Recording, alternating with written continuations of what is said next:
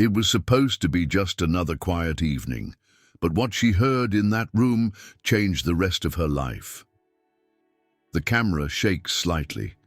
It's night. A hallway dimly lit. A neighbor records through a half-open door, hesitant, breathing unevenly. Inside the apartment, muffled voices rise, sharp and brittle, cutting the silence like glass. A man's voice, controlled, cold. A woman's, trembling, cracking between anger and heartbreak. The video only lasts 2 minutes, but those 2 minutes are all it takes. By the next morning, it's everywhere. On Twitter, TikTok, local news reports. Doctor throws girlfriend out after explosive argument. The headlines are merciless. Strangers comment on their relationship, their lives, their worth. But what no one saw, what the video doesn't show, is what happened in the 2 hours before that door opened. The words said behind it, the long silences, the unraveling of something that had once been love. His name is Daniel Whitmore, 38, internal medicine specialist, known for his steady hands and logical mind. Hers is Sarah Lawn, 35, art teacher, emotionally intelligent, quietly strong. They've lived together for 3 years in a modest apartment overlooking Eastbridge Park. No one thought it would end like this. But that night, something broke. This story is not about who was right or wrong. This is about the final conversation before everything fell apart. No violence, no screaming match. Just 2 people sitting across from each other, knowing that it's over, and trying to say goodbye in the least damaging way possible. Except, it still hurts. The story begins at 7:12 p.m. Sarah is sitting on the edge of the sofa, knees drawn up, eyes fixed on the floor. Daniel stands by the kitchen counter, stirring tea neither of them will drink. The TV hums faintly in the background, muted. They've been quiet for 15 minutes. Then Daniel speaks, not with rage, not with bitterness, but with a precision that is almost surgical. I don't think we can keep pretending this is working. There is no explosion, no sobbing, no accusations. Only a slow exhale from Sarah and the start of a final dialogue that will peel back every truth they've tried to avoid. We'll walk through that night, in real time, through their conversation, through their memories, through the unspoken hopes and disappointments that built this fragile goodbye, before the cameras, before the door opened, before the world made assumptions. This is the part no one saw, the part that matters most.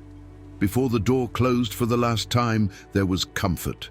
Not the loud, fiery kind, but the quiet comfort of routines, shared meals, inside jokes whispered in bed, and long walks where nothing needed to be said.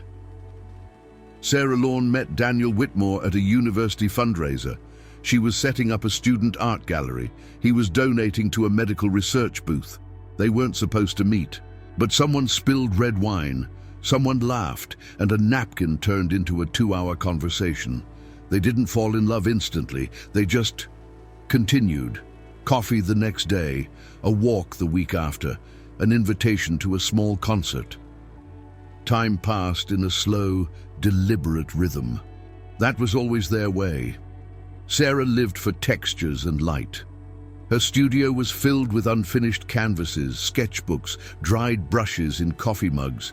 She taught teenagers to trust their instincts with color. Her energy was calm but magnetic, the kind of person who remembered your favorite book and sent you poems when you felt low. Daniel was methodical even in love. He wrote to-do lists on Sundays and ironed every shirt.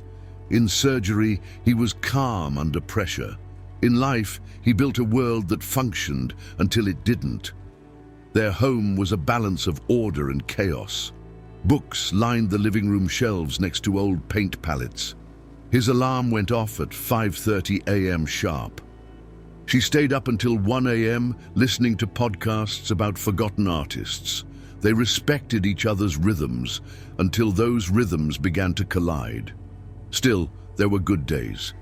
Breakfasts on the balcony with black coffee and orange slices, Rainy Sundays under blankets with indie films. Holidays spent in each other's arms instead of airports. There were long letters left on pillows when words felt too hard to say aloud. There were smiles in grocery store aisles, long drives with playlists they built together, and quiet moments when neither of them needed anything but presence. Their love was not explosive, it was steady, but steadiness can be mistaken for strength. And over time, the silence grew heavier, the laughter less frequent, the glances across the dinner table a little longer, not out of love, but uncertainty. There was no dramatic shift, just the erosion of intimacy, slowly, quietly. 1,000 missed chances to connect, one unsaid thing after another, stacking up between them. Sarah began staying later at her studio. Daniel picked up extra shifts at the hospital. They told themselves they were just busy, but deep down, they both felt it. The warmth between them had cooled into something brittle. Still, they stayed, out of habit, out of hope, out of fear of what it meant to start over. Until that one night, when both knew, without shouting, without blame, that it was time. But before we reach that moment, we need to understand what was lost. A love that wasn't broken by betrayal, but by time and silence. The clock on the wall read 9:06 p.m. The rain had started a few minutes earlier, a soft, steady patter against the living room windows. Inside, the air was heavy with what hadn't been said for too long. Sarah sat on the arm of the couch now, one leg bouncing unconsciously. Daniel leaned against the doorframe of the kitchen, arms crossed. Between them, the table where they once had slow Sunday breakfasts sat untouched, cold plates still holding bits of dinner neither had eaten. The silence was unbearable. It had stretched out for nearly an hour, thick like fog, until Sarah finally broke it. So, what now? Daniel hesitated. He looked at her the way someone looks at a familiar painting, trying to remember why it once moved them. "I think you should stay with your sister for a while," he said. The words landed quietly. No raised voice, no drama, just calm delivery. Too calm. Sarah blinked slowly, registering the suggestion not as a question, but a decision already made. "You want me to leave?" Daniel shook his head, then nodded, a contradiction in motion. "I don't want things to get worse." "Worse than this?" she asked, voice shaking. He didn't answer.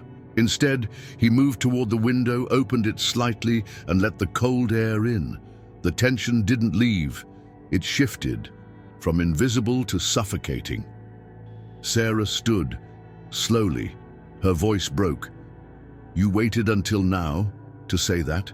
After everything? After 3 years?" Daniel sat down at the edge of the couch, hands clasped together tightly. His face was unreadable, not out of indifference, but from exhaustion, emotional fatigue, the kind that builds when goodbye is delayed too long. "I didn't want to hurt you," he said. "Then why does this feel like a knife?" The argument didn't escalate into shouting. It dipped and surged in waves of bitterness and restraint.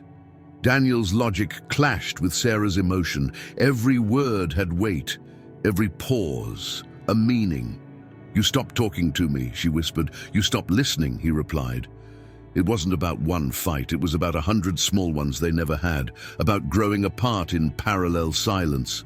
And yet, hearing the words out loud, "Leave, worse, can't keep doing this," made it real. Sarah moved to the bedroom without saying anything else. She didn't slam doors. She didn't cry loudly.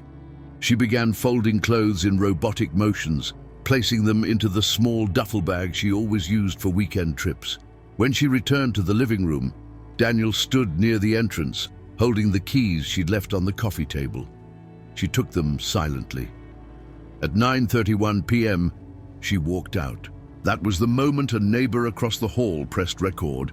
2 minutes of footage. Sarah stepping into the hallway, eyes red, voice low but pained.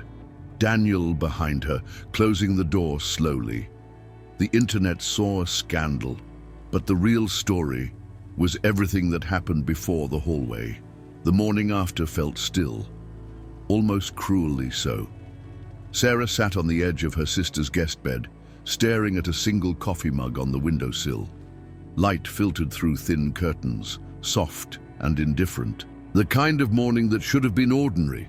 If her world hadn't shifted the night before, she hadn't cried much, not in the way people expect. There were no sobs, no dramatic breakdowns, just a strange hollowness. A quiet ache in the chest that tightened with every breath. Around 7:40 a.m., her phone began vibrating non-stop. Texts, missed calls, mentions. A friend sent her a message first. "Are you okay? I saw the video." Sarah didn't understand at first. But then another came, and another. One word kept appearing, viral. When she opened her social media, the wave hit her. A 2-minute clip of her leaving Daniel's apartment had been uploaded overnight.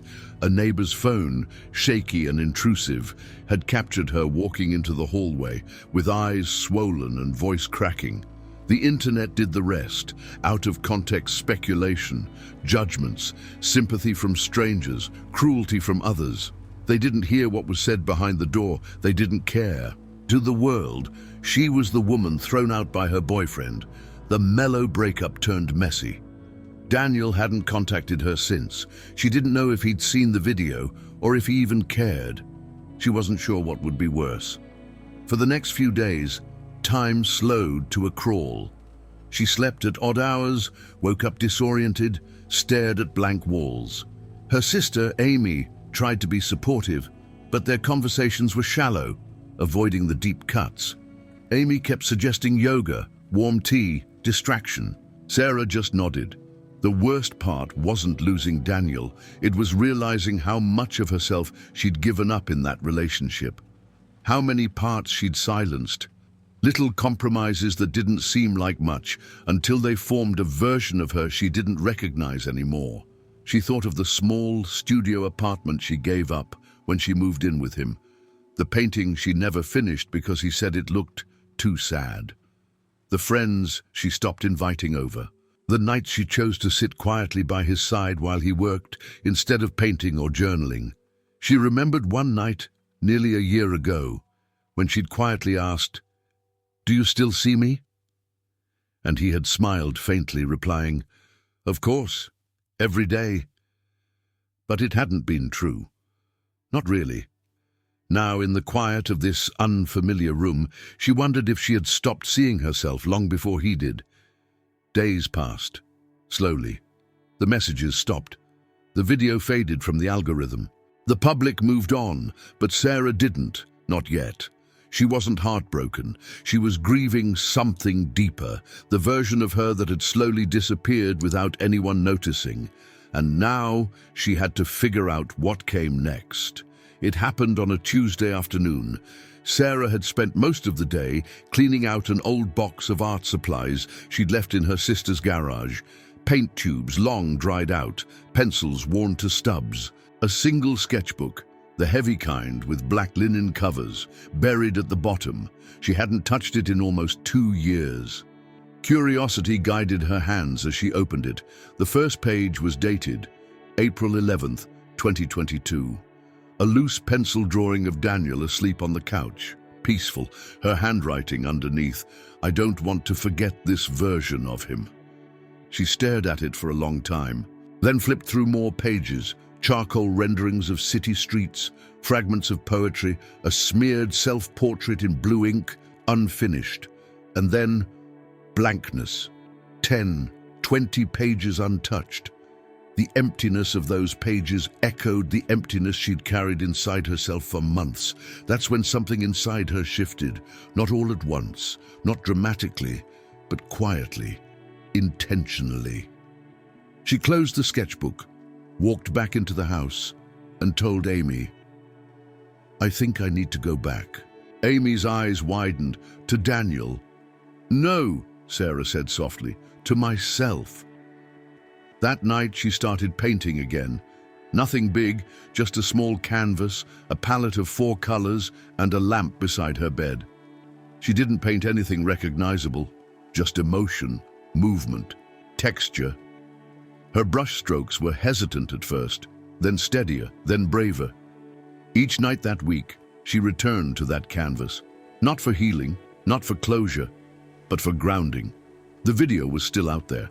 Her name had been whispered in comment sections, debated on forums, but she stopped checking. It no longer mattered what strangers thought of her sadness. She was learning to sit with it, to understand it. She also made a list, not a resolution, a rediscovery. Things I Forgot I Loved, she titled it, reading poetry out loud. Red wine with cheese and jazz, walking without a destination, messy mornings, being alone without being lonely. It was the first time she'd written something personal in months. Her decision wasn't dramatic. She didn't call Daniel, didn't confront him, didn't post a cryptic quote online. Her decision was simple, reclaiming space within herself, around herself. She found a small art studio for rent, downtown, nothing fancy, but with north-facing windows. She signed the lease with the last of her savings. She bought a plant and named it June. She took herself out for lunch and left her phone at home. She found joy in unremarkable days again.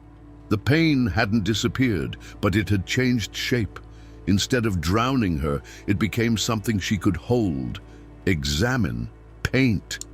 And through that quiet shift, Sarah began to return to the woman she used to be, and maybe someone even better.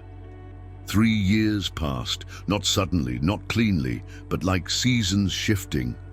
Slow, subtle, and inevitable. Sarah no longer lived with her sister. She'd moved into a modest apartment above a bookstore, 2 blocks from her art studio. The walls were white and sunlit. Her paintings leaned against every surface. Bold, imperfect, honest. She taught again.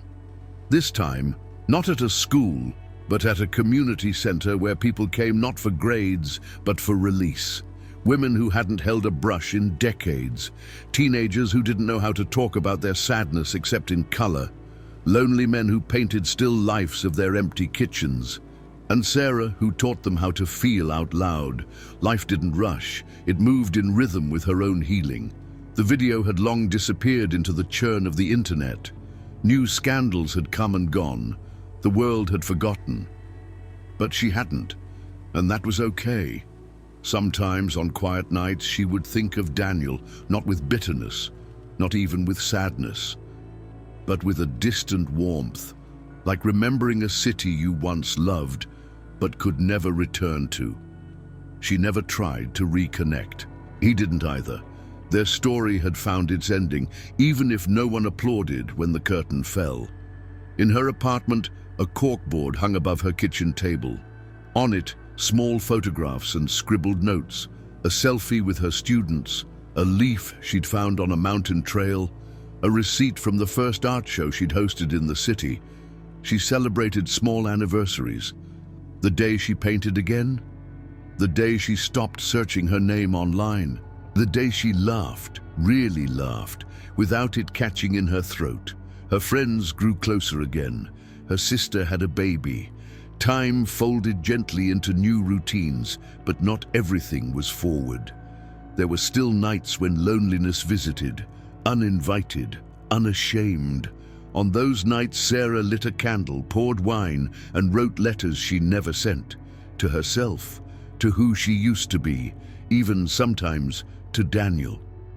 I miss who we were when we believed in us. It wasn't regret. It was memory. Each year, on the anniversary of the breakup, she did something new, a ritual of reclaiming. Year 1, dyed her hair. Year 2, hiked alone for 3 days. Year 3, bought herself a ring and wore it on her right hand, a quiet promise to never disappear inside someone again. Life didn't go back to how it was. It wasn't supposed to. It grew around the scars. Sarah became known in the local arts community. Her work was displayed in 3 group exhibitions. Her students adored her. Her laughter returned, freer, louder, and yet a part of her always remained still, watching, listening, not waiting for love, but no longer afraid of it either. She had survived a quiet ending and built, slowly, a loud and beautiful beginning. It was a late autumn afternoon when the past knocked, literally. Sarah had just finished a workshop at the community center. Her hands still carried the faint scent of turpentine and lavender oil, the way they always did after class. She was humming a melody she couldn't name as she locked the studio door, then a voice behind her. Sarah. She froze.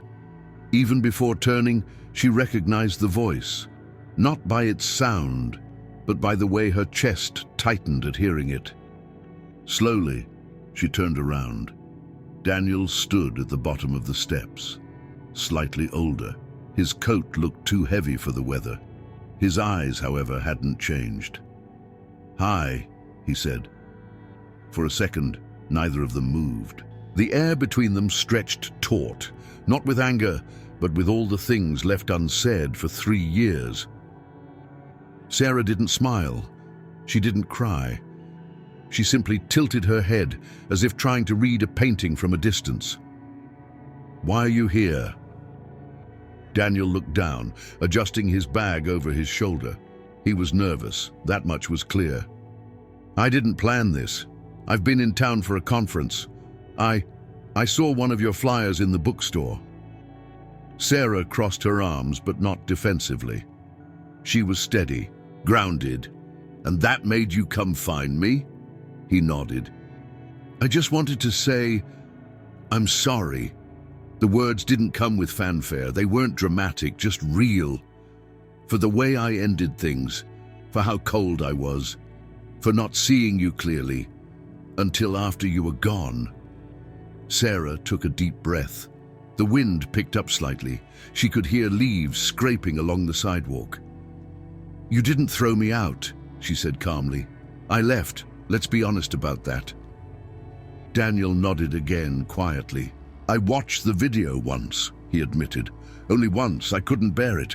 You looked so empty, and it hit me how much I'd stripped away from you." Sarah studied him. Not the man he used to be, but the one standing here now. More humble, less certain, softer maybe. "I became someone I didn't recognize," she said. "Not just because of you, because I let it happen." He looked away for a moment. "I don't expect forgiveness, I just wanted to see you. Know that you're okay." She smiled faintly, small but honest. "I'm better than okay." He looked up at her then, something between relief and sadness in his eyes. "You look alive." "I am," she said. There was silence again, but this time it didn't hurt. It rested between them like closure. "Goodbye, Daniel." "Goodbye, Sarah." She turned and walked away, her steps slow but sure. He didn't follow. At the corner, she looked up at the sky, let the cold air fill her lungs, and smiled to herself. Not because he came back, but because she no longer needed him to. Some endings don't arrive with explosions. They arrive with silence, with a closed door, with someone you loved quietly exiting your life, not out of cruelty, but because you both stopped knowing how to stay. Sarah's story isn't one of grand betrayals or sharp betrayals. It's about the quieter tragedies, the kind that happen slowly, invisibly, while life carries on. And yet, from that stillness came something powerful, rediscovery. Too often we're taught to define healing as forgetting, as moving on, pretending it never hurt. But real healing is remembering without pain. It's standing in the ruins of who you were and choosing to rebuild. Not the same house, but one that finally feels like home. Sarah rebuilt, not overnight, not because someone told her to, but because eventually she realized she missed herself more than she missed him. She didn't need revenge. She didn't crave validation. What she needed was presence, purpose, something that belonged to her again. And so she found it in the colors of her paintings, in the softness of her routines, in the stillness of choosing herself, every single day. Love didn't destroy her, silence did. But solitude, that saved her. Because solitude isn't emptiness. It's space, sacred space. Space to grow, to listen inward, to stop performing and start becoming.